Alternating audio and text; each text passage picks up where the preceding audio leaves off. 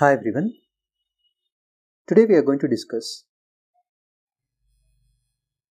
National income. So దీన్ని నేను 3 పార్ట్స్గా క్లాసిఫై చేస్తున్నాను. ఈ వీడియోలో మనం first of all national income అంటే ఏంటి ఆ కాన్సెప్ట్ని చూస్తాం. Next history of national income. National ఇన్కమ్ని ఎవరు ఫస్ట్ డెవలప్ చేయడం స్టార్ట్ చేశారు అండ్ తర్వాత ఎలా అది ఎవాల్వ్ అయింది అది డిస్కస్ చేద్దాం. Next third one concepts. So national ఇన్కమ్లో చాలా కాన్సెప్ట్స్ ఉంటాయి మనకి. ఫర్ ఎగ్జాంపుల్ ఎకనామిక్ టెరిటరీ అని అంటాం, తర్వాత గ్రాస్, నెట్ అని అంటాం, తర్వాత డిప్రిసియేషన్ అని అంటాం, తర్వాత net factory income abroad. So ఈ టర్మినాలజీస్ అన్నిటిని కూడా మనం డిస్కస్ చేస్తాం. Okay, so without any further delay let's get started. So first and foremost మనం చూడాల్సింది ఏంటంటే నేషనల్ ఇన్కమ్ యొక్క కాన్సెప్ట్. సో నేషనల్ ఇన్కమ్ అని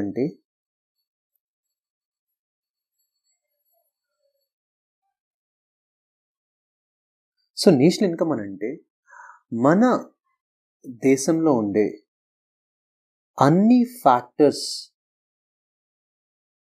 ఎవరైతే ఇన్కమ్ని ఎర్న్ చేస్తారో, ఫ్యాక్టర్స్ అంటే ఏంటి? కారకులు. సో ఏదైనా వస్తువు తయారవ్వాలంటే దానికి ముఖ్యంగా 4 అవసరం. ఎవరెవరంటే దానికోసం వర్క్ చేసే లేబర్, నెక్స్ట్ అది పెట్టిన ల్యాండ్, సో ఆ ఉత్పత్తి కేంద్రం లేదంటే ఆ మ్యానుఫ్యాక్చరింగ్ యూనిట్ పెట్టిన ఆ ల్యాండ్, అదేవిధంగా క్యాపిటల్లో మళ్ళీ again we have 2 types. One is fixed capital and the second one is running capital.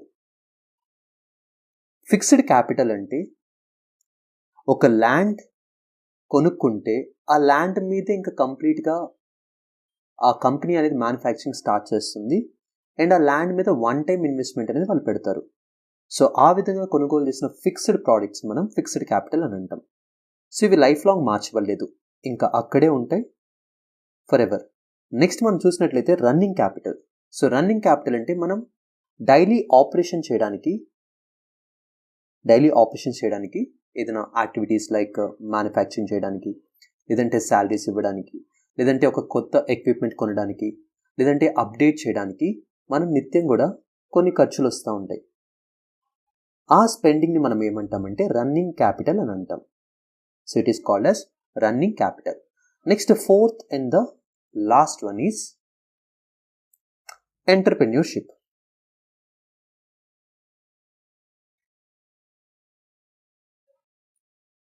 So entrepreneurship అంటే ఎవరో ఒకరైతే ఈ కంపెనీని స్టార్ట్ చేయాలి కదా. Someone has to start this company.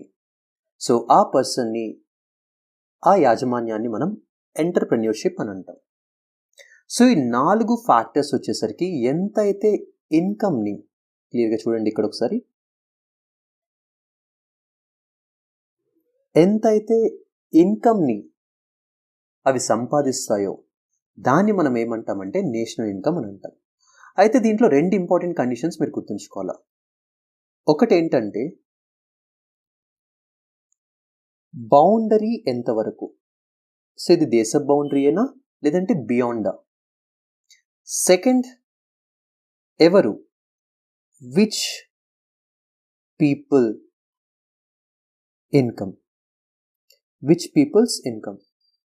So ఏ పీపుల్ అంటే వీళ్ళు దేశస్తులేనా లేదంటే మన దేశంలో పనిచేసే ఫారినర్స్ ఇన్కమ్ కూడా మనం క్యాలిక్యులేట్ చేస్తామా, లేదంటే ఫారిన్లో పనిచేసే మన ఇండియన్స్ ఇన్కమ్ కూడా క్యాలిక్యులేట్ చేస్తామా. ఈ 2 అంశాలు అనేవి చాలా important.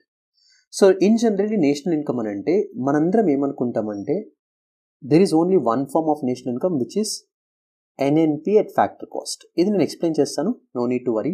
NNP at factor cost అని అంటాం. బట్ జీడిపి కూడా మనకి నేషనల్ ఇన్కమే. జిఎన్పి కూడా one type of measuring of national income. NDP is a type of measuring national income.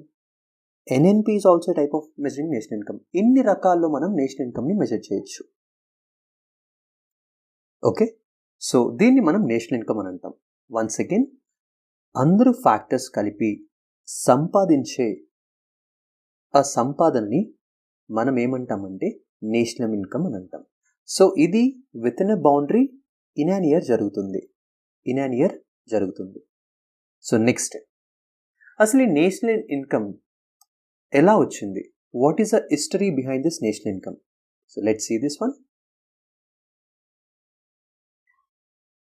So చూసారు కదా, నేను ఇందాక చెప్పినట్లు these are the 4 factors of production. So ఒకరు ల్యాండ్, ఇంకోటి లేబర్, నెక్స్ట్ క్యాపిటల్, ఎంటర్ప్రెన్యూర్.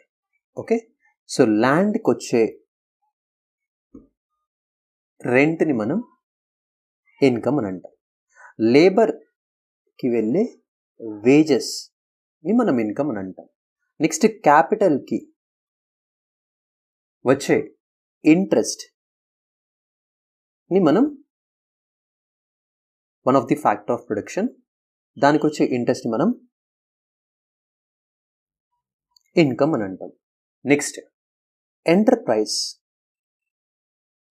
వాళ్ళకు వచ్చేది ప్రాఫిట్. సో ఈ 4 ఫ్యాక్టర్స్ ఆఫ్ ఇన్కమ్ని యాడ్ చేసినట్లయితే with in an year in a geographical boundary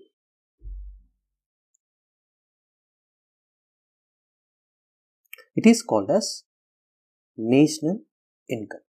okay, so అసలు ఈ నేషనల్ ఇన్కమ్ కాన్సెప్ట్ ఎక్కడి నుండి వచ్చింది? The history behind national income అసలు ఎక్కడి నుండి వచ్చిందంటే ఈ టాపిక్ మనకి, the first and the most important person ఎవరు అటెంప్ట్ చేశారంటే first time Dadabhai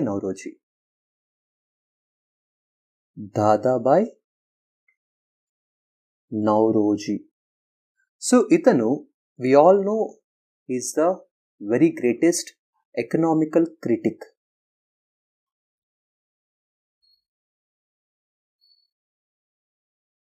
So very important economic critic in India. మనందరం హిస్టరీలో చదివే ఉంటాం. ఏమని?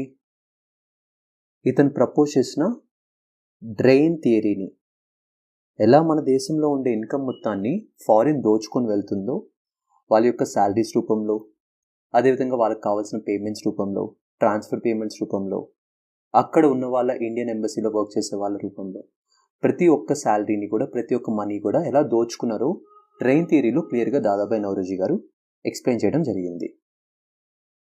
అదేవిధంగా ఇతను రాసిన ఒక బుక్ కూడా వెరీ ఇంపార్టెంట్, పావర్టీ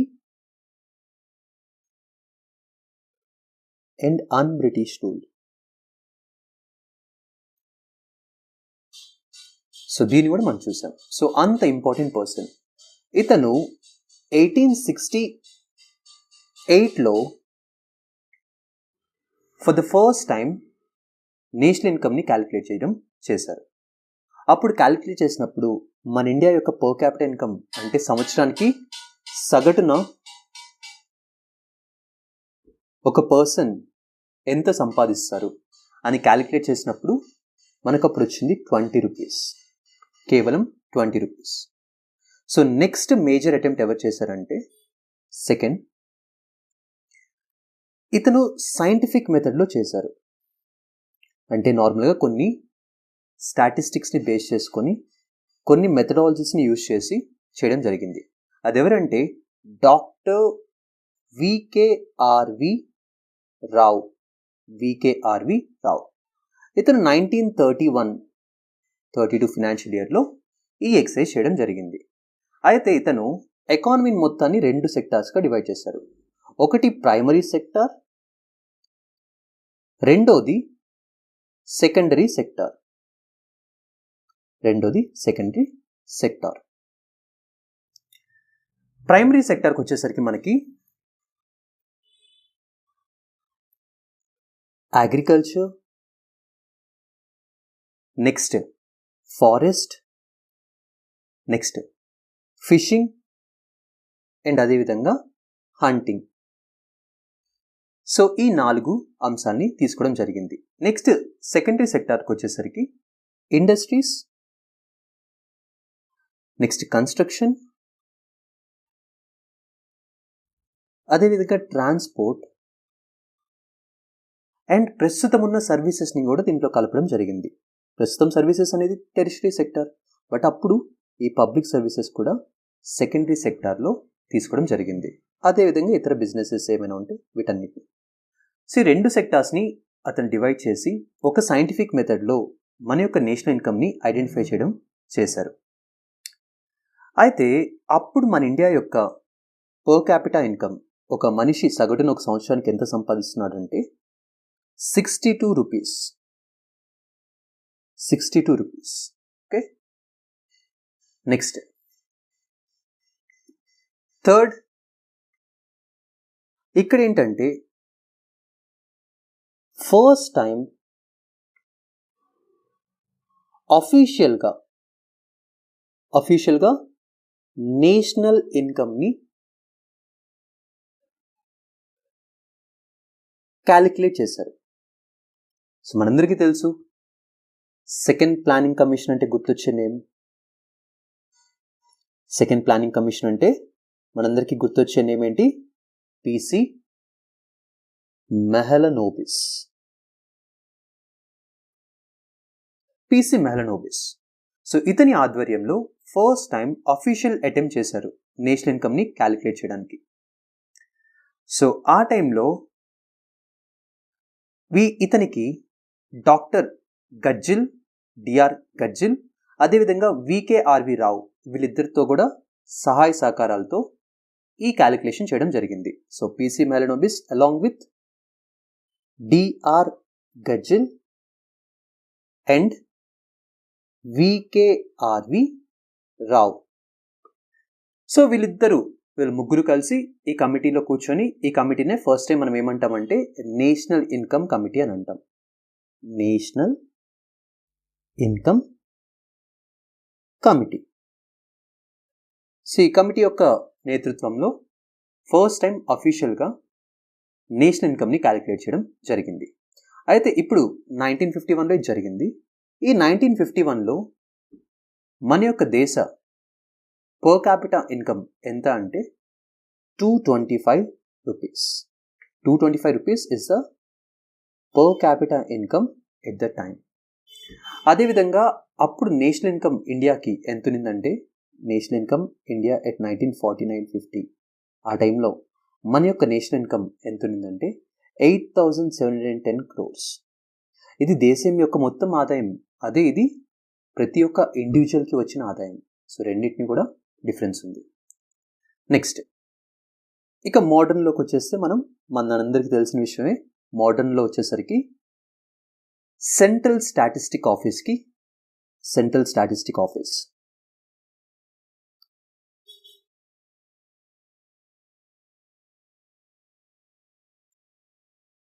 సిఎస్ఓ, దీనికి జీడిపిని ఎస్టిమేట్ చేసే బాధ్యతలు అప్పగించడం జరిగింది.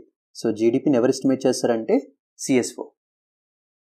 అయితే వీరికి ఇన్పుట్స్ ఎవరు ఇస్తారంటే ఎన్ఎస్ఎస్ఓ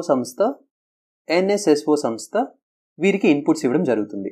ఈ ఎన్ఎస్ఎస్ఓనే మనం ఏమంటామంటే national sample survey office, NSSO. ఈ ఎన్ఎస్ఎస్ఓ అదేవిధంగా మన సిఎస్ఓ, ఈ రెండు కూడా మెర్జ్ అవ్వడం జరిగింది. ఏ ఇయర్లో? 2019లో.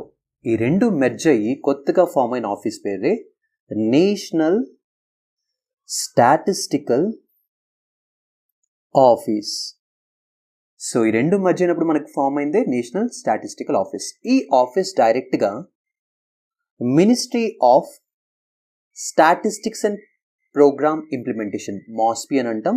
ఇదేంటంటే స్టాటిస్టిక్స్ గురించి, అదేవిధంగా ప్రోగ్రామ్స్ ఇంప్లిమెంట్ చేసే మినిస్ట్రీ కింద డైరెక్ట్గా వర్క్ చేస్తుంది. ఓకే, సో నెక్స్ట్ మనం చూసినట్లయితే ఇంకొక ఆర్గనైజేషన్ కూడా ఉంది వీటితో పాటు, నేషనల్ స్టాటిస్టికల్ కమిషన్. ఈ నేషనల్ స్టాటిస్టికల్ కమిషన్ ఇది ఒక అటానమస్ బాడీ. ఈ అటానమస్ బాడీని 2005లో ఫామ్ చేయడం జరిగింది. సో ఇది ఎవరి రికమెండేషన్తో ఫామ్ చేశారని అడుగుతారు మనల్ని. సో ఆన్సర్ ఏంటంటే Rangarajan commission. Rangarajan commission. So next, అయితే మన ఎన్ఎస్ఓ నేషనల్ ఇన్కమ్ని క్యాలిక్యులేట్ చేయడానికి మన సెక్టార్స్ అన్నిటిని కూడా 3 టైప్స్గా క్లాసిఫై చేయడం జరిగింది. 3 టైప్స్గా క్లాసిఫై చేయడం జరిగింది. అందులో ఫస్ట్ వన్ ఏంటంటే primary sector, second one secondary sector, and third one tertiary sector. ఈ ప్రైమరీ సెక్టార్ కిందకి మొత్తం 4 వస్తాయి. ఏంటంటే అవి అగ్రికల్చర్, ఫారెస్ట్రీ, అదేవిధంగా fishing. Next animal husbandry. So పశుపక్షాదులకు సంబంధించింది ఎనిమల్ హస్బెండరీ, ఫిషింగ్ చేపల వేట, ఫారెస్ట్రీ అటవీ రంగం, అదేవిధంగా అగ్రికల్చర్ మనకందరికి తెలిసిందే వ్యవసాయం. So next secondary sector. Secondary సెక్టార్లో మనకి అగైన్ 4 ఉన్నాయి ముఖ్యమైనవి. ఏంటంటే అవి first one mining and quarrying. ఎప్పుడైనా ఒకటి గుర్తుంచుకోండి, ఫస్ట్ సెక్టార్కి డైరెక్ట్గా మనకు దొరుకుతాయి. ఇవన్నీ కూడా డైరెక్ట్గా దొరుకుతాయి. మిల్క్ అనేది డైరెక్ట్గా ఆవు నుండి లేదంటే గేదె నుండి వస్తుంది. ఫిషెస్ డైరెక్ట్గా సముద్రంలో పడతాం. అగ్రికల్చర్ డైరెక్ట్గా పంట పొలాన్ని మనం భూమి మీద పండిస్తాం. అదే సెకండరీ సెక్టార్కి వచ్చేసరికి వీటిని ప్రాసెస్ చేస్తారు. సో మైనింగ్ చేయడం, తవ్వి వెలికి తీయడం, ఒక ప్రాసెస్ అనేది అక్కడ ఉంటుంది. ఎక్విప్మెంట్తో కూడిన ఒక ప్రాసెస్ ఉంటుంది. అందుకే దీన్ని ప్రాసెసింగ్ ఇండస్ట్రీ అని కూడా అంటాం మనం. So next manufacturing. Next electricity, gas, water supply etcetera. ఇవన్నీ కూడా సెకండరీ సెక్టార్లో రావడం జరుగుతుంది. Okay. So next last and final construction.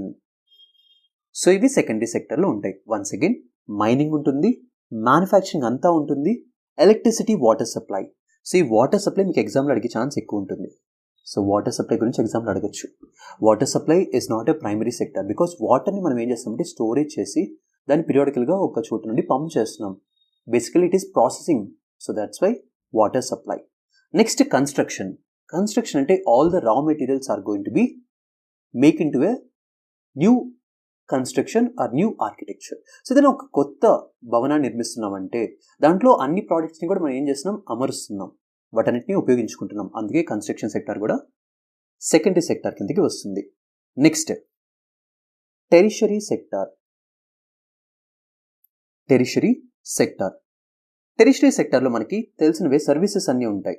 Like trade, hotel, transportation sector, storage, communication,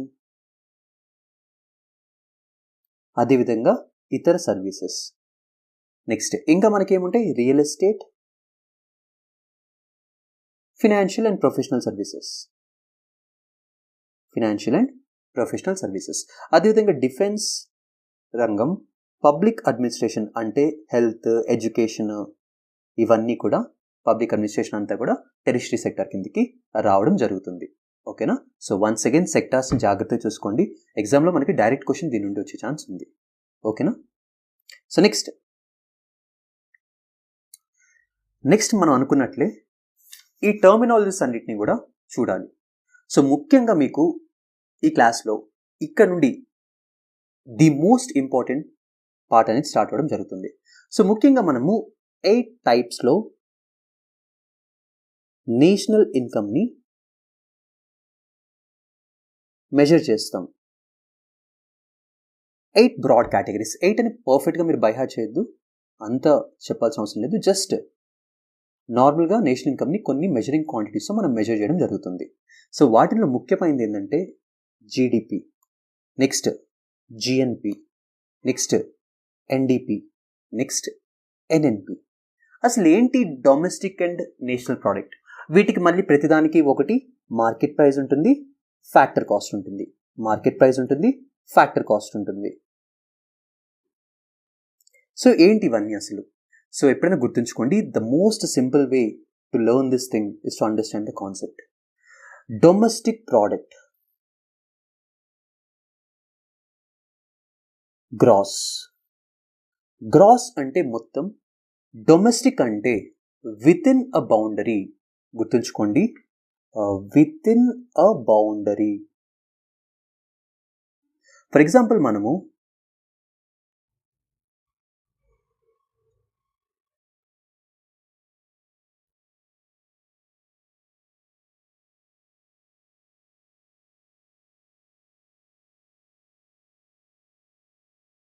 ఇది ఇండియా అనుకుంటే, సో విత్ ఇన్ ఈ బౌండరీలో మాత్రమే, విత్ ఇన్ ఈ జాగ్రఫికల్ బౌండరీ, మీరు ఐలాండ్స్ కూడా తీసుకోండి, మళ్ళీ ఐలాండ్స్ లేదనుకుంటారు, ఈ ఐలాండ్స్ అదేవిధంగా ఈ బౌండరీలో ఎంతైతే మనకి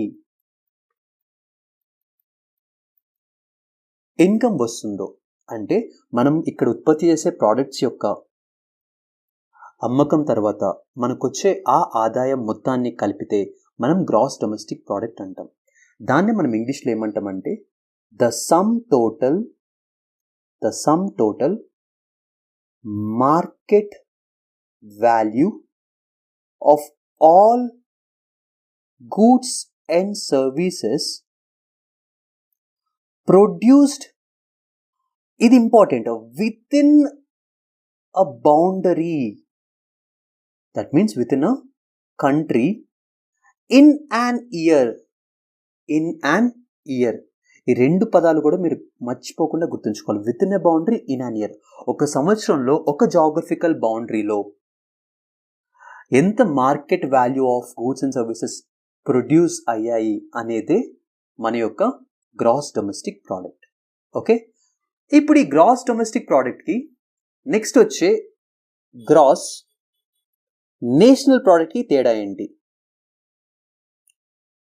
తేడా ఏంటంటే గ్రాస్ నేషనల్ ప్రోడక్ట్ అంటే ఇక్కడ ఉంది కదా, ఇందాక ఏముంది, డొమెస్టిక్ ఉంది, అది ఎలా రీప్లేస్ అయింది? నేషనల్గా రీప్లేస్ అయింది. నేషనల్ అంటే the nationals of India. So మన ఇండియా తీసుకుంటే, ఇందాక మనం చూసాం ఇక్కడ ఇండియా తీసుకుంటే, ఇక్కడ ఫారినర్స్ కూడా ఉంటారు, వర్క్ చేస్తా ఇండియాలో.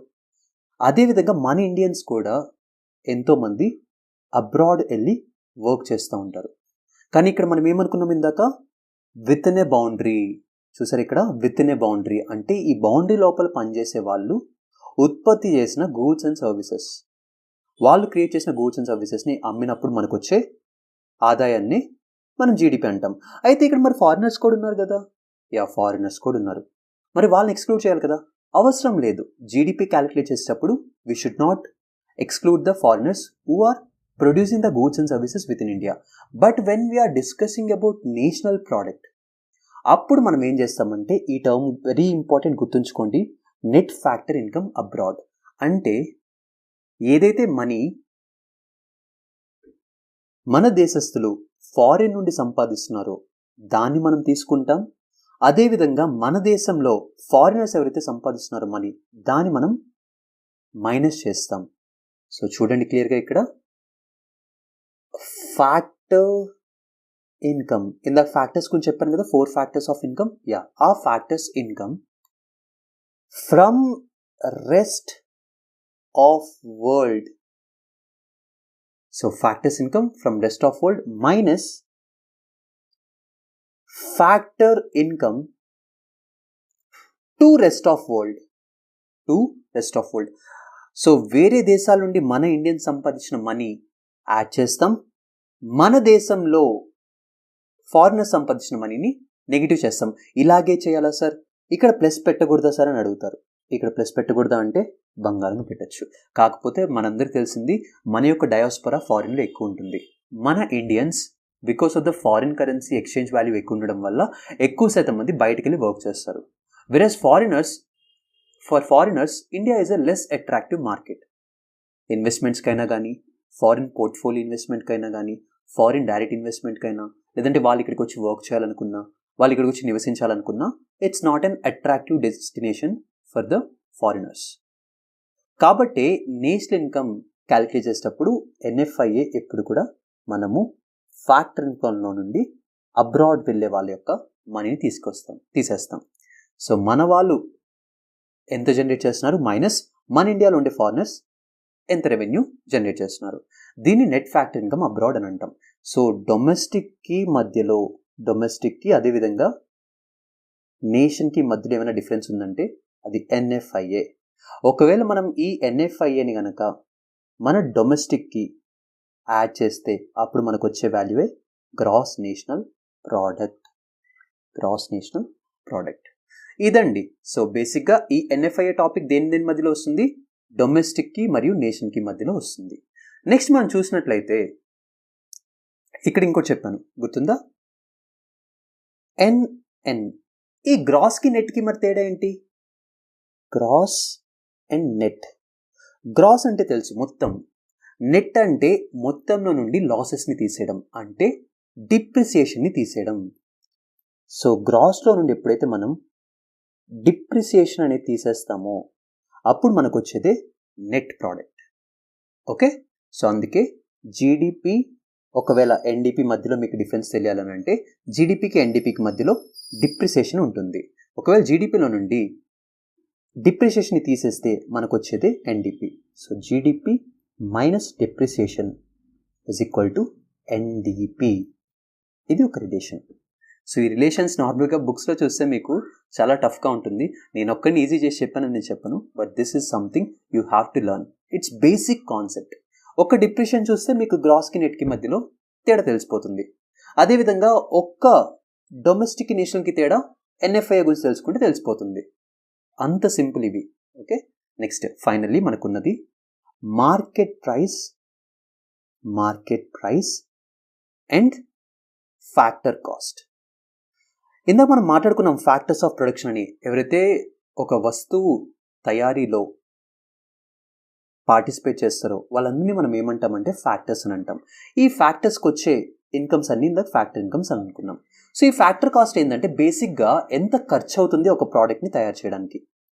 So how much money is spending on manufacturing a product. అదే మార్కెట్ ప్రైస్ అంటే మనకు అమ్మేది అదే ప్రైస్తో మనకు అమ్మితే గవర్నమెంట్కి ఏం ఆదాయం వస్తుంది? ఏ ఆదాయం రాదు. కాబట్టి గవర్నమెంట్ ఏం చేస్తుందంటే దానికి ఇండైరెక్ట్ ట్యాక్సెస్ని, మనందరికి తెలిసిన ఎగ్జాంపుల్ ఏంటి? GST. ఇండైరెక్ట్ ట్యాక్సెస్ని ఈ ప్రోడక్ట్కి యాడ్ చేయడం వల్ల మనకేమవుతుందంటే ఒక ఫైనల్ ప్రైస్ వస్తుంది. ఆ ఫైనల్ ప్రైస్ని మనం ఏమంటామంటే మార్కెట్ ప్రైస్ అంటాం. సో వన్స్ అగైన్ చూడండి, market price is nothing but factor cost plus net indirect taxes.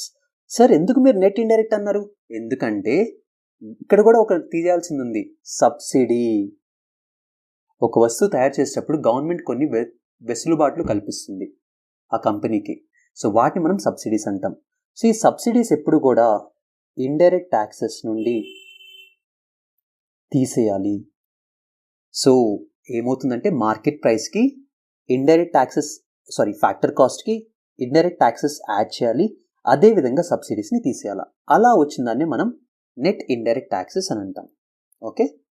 So I will change the colour of the pen. So factor కాస్ట్కి మనం ఇప్పుడు కూడా నెట్ ఇండైరెక్ట్ ట్యాక్సెస్ యాడ్ చేయాలి. Taxes add చేస్తే మనకి ఏమొస్తుంది? Market price వస్తుంది. ఈ నెట్ ఇండైరెక్ట్ ట్యాక్సెస్లో మనకి ఇండైరెక్ట్ ట్యాక్సెస్ ఉంటాయి, మనం పే చేయాల్సినవి, అండ్ గవర్నమెంట్ లెవీ చేసినవి అంటే గవర్నమెంట్ వేసినవి. అదేవిధంగా గవర్నమెంట్ వాళ్ళకి సబ్సిడీస్ ఇచ్చి ఉంటాయి, ఆ సబ్సిడీస్ని అయితే మనం తీసేయాలా, అంతే కదా. ఇప్పుడు గవర్నమెంట్ ఒక ప్రోడక్ట్ తయారయ్యేటప్పుడు 10 రూపాయల ప్రోడక్ట్ తయారవుతుంటే దానికి 1 రూపీ ఇచ్చేసింది అనుకోండి గవర్నమెంట్. అప్పుడు ఆ 1 రూపీకి మనం బాధ్యులం కాదు కదా, మార్కెట్ ప్రైస్లో వేయకూడదు అది. ఎందుకంటే గవర్నమెంట్ అంటే which is nothing but public.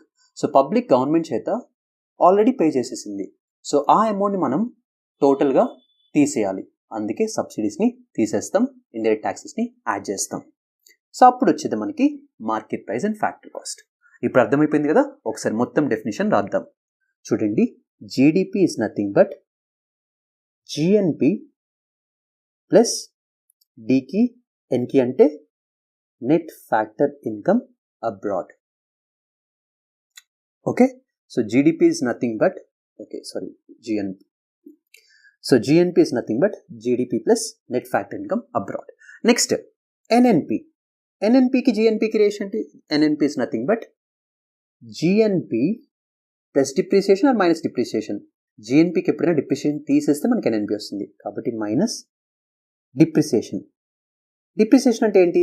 ఒక వస్తువు ఏదైతే తయారు అవ్వాలో ఆ మిషనరీ అంతా కూడా ఎప్పుడు అరిగిపోతూ ఉంటుంది, పీరియాడికల్గా వేర్ అండ్ టేర్ అవుతూ ఉంటుంది, దాన్ని మారుస్తూ ఉండాలి. దాన్నే మనం ఏమంటామంటే డిప్రిసియేషన్ ఛార్జెస్ అంటాం. ఆ డిప్రిసియేషన్ ఛార్జెస్ని మనం జిఎన్పిలో నుండి తీసేస్తే మనకి ఎన్ఎన్పి వస్తుంది. నెక్స్ట్, ఇప్పుడు ఎన్ఎన్పికి జీడిపికి ఇచ్చేద్దామా relation? So NNP is equal to GDP plus NFIA, అదేవిధంగా మైనస్ డిప్రిసియేషన్. ఏం లేదండి, ఈ రెండు ఈక్వేషన్స్ని ఒక దాంట్లో ఒకటి సబ్స్టిట్యూట్ చేశాను. ఇప్పుడు ఎన్ఎన్పికి ఓకే, సో ఇది ఎన్ఎన్పి ఫ్యాక్టర్ కాస్ట్. మరి దాన్ని మార్కెట్ ప్రైస్లో కన్వర్ట్ చేయాలా లేదా? చేయాలి కదా. సో అప్పుడు మనం NNP at factor cost plus indirect taxes. So ఇప్పుడు ఈక్వేషన్ మొత్తాన్ని ఇక్కడ సబ్స్టిట్యూట్ చేయండి. NNP at market price is equal to GDP at factor cost plus NFIA minus depreciation plus indirect taxes. ఇదండి మన టెక్స్ట్ బుక్లో ఇచ్చిన ఈక్వేషన్. ఓకేనా? సో దీన్ని మనం ఇలా అంటాం. అదే మనకి నేషనల్ ఇన్కమ్ నార్మల్గా క్యాలిక్యులేట్ చేసేది ఏంటంటే ఫ్యాక్టర్ కాస్ట్లో. ఫ్యాక్టర్ కాస్ట్ కావాలంటే same first one. Okay, you can just substitute these things in opposite way. అప్పుడు మనకి GDP plus NFIA minus depreciation minus indirect taxes. Net indirect taxes అంటే ఈ నెట్ ఇండైరెక్ట్ ట్యాక్సెస్లో మనకి ఏముంటాయి? Indirect taxes minus subsidies. ఓకేనా? So దీన్నే మనం క్యాలిక్యులేషన్ ఆఫ్ నేషనల్ ఇన్కమ్ అని అంటాం, అదేవిధంగా మెజరింగ్ ఆఫ్ నేషనల్ ఇన్కమ్ అని అంటాం. సో మిగిలిన కాన్సెప్ట్స్ మనం నెక్స్ట్ వీడియోలో చూద్దాం.